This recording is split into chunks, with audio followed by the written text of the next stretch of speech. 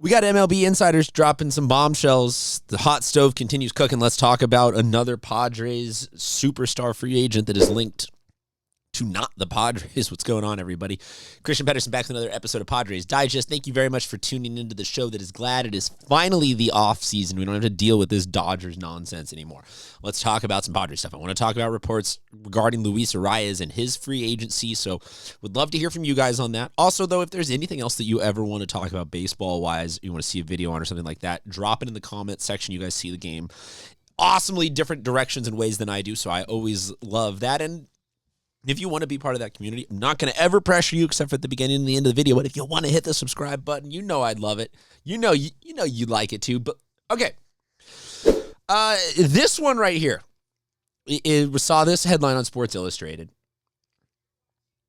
All headlines I get at this point in the season have to be taken with a grain of salt, in the vein of like it's a down time of the year and it's time to cook up some clicks. And I'm not going to call this I don't want to dismiss this as a clickbait story, but this links Arraez to being a fit for the Giants, and it also lists the Dodgers, but the Dodgers seem like they are probably just in on every free agent. You got to be, he can hit.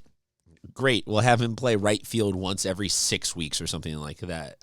It's ridiculous that the Dodgers get to get away with. But specifically, though, this one says that the Giants could be linked to Luis Arraez, and it mentioned that there is not a sense that he is out 100% on the Padres, but that the Padres can be competitive on it. But the Padres have some potential financial handcuffing and limitations. Let's talk first. Let's set the baseline for Arraez's numbers, and we will go from there.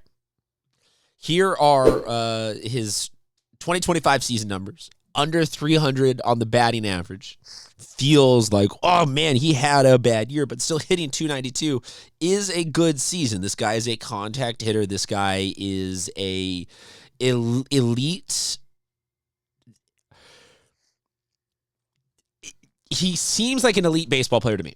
But I have had enough of you guys arguing in the comment section and in my group chats and everything like that against him being a useful baseball player that I can be convinced now of his lack of utility. The article from Sports Illustrated said Arraez in theory would be a perfect archetype for a club that utilizes a small ball style. And then it talks about the production in the existing production in the Giants lineup that he could be a nice fit for. Do you want him? Here's where the Q&A starts. Do you guys want Arraez back? It's finally time to have that conversation. It's finally time to say, do we want Luis Arraez? Because we've had him one way or another the last couple of years. I think that he is, like I said, a fantastic baseball player. I think that he is an elite hitter and somebody that I have erred on the side of just being like, you have a guy that gets on base 3 out of 10 times. That's really good. It should be up to everybody else to bring him, get him. He's getting the on, so somebody else do the over and the in. Padres did not hit a lot of home runs. If he had been on base for some of those home runs, maybe we would have all thought about his utility a little bit better, where it's like, oh, wow, Arraez was on base for 22 Manny Machado home runs or Tatis home runs. So maybe it wasn't entirely his fault for not, but okay. First question is, do you want him back? Second question, I think, is, does it hurt us to let him go to a NL West rival? Do you care even about that right now? Because if he goes to the Dodgers, the rich getting richer, so the Dodgers are already back-to-back champs. It's not like if he and Suarez and Schwarber and all those guys go to the Dodgers, are we any actually further away from beating the Dodgers than we were this season?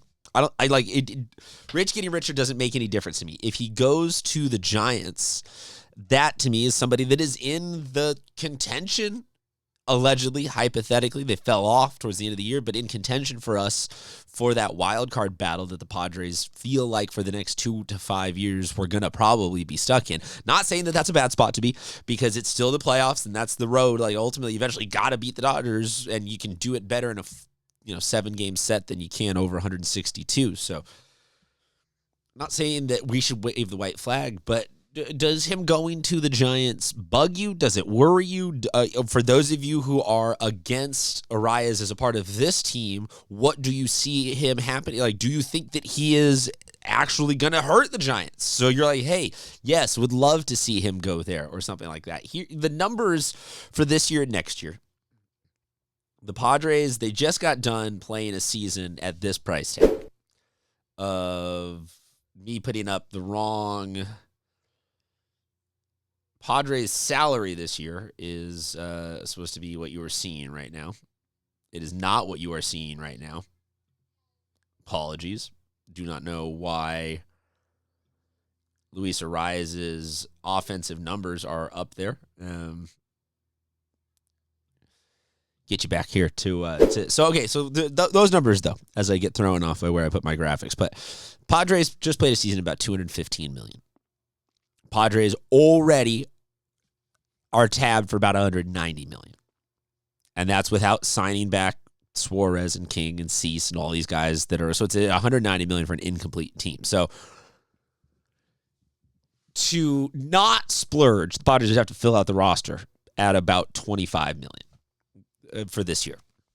That's a couple of spots. So you got to assume that the Padres are going to only get 1 or 2 splashes or spins, or maybe even only 1 big spin, if you will. And if we've got pitching issues and hitting issues, I'm curious where you spin that on.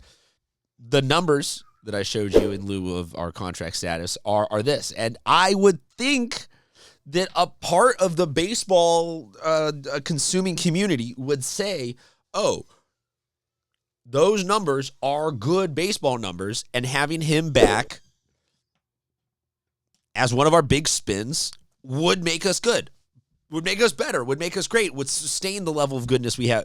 But it seems like there is this sliding scale that maybe just, no matter how prolific he gets on base, it's just not the right thing for us. Or I'm curious, do you think that he was not even being used correctly? And if we do bring him back for a $120-something million deal, maybe lock him into the last big spin ever that the Padres do, is Luis Arraez worth not signing pitching?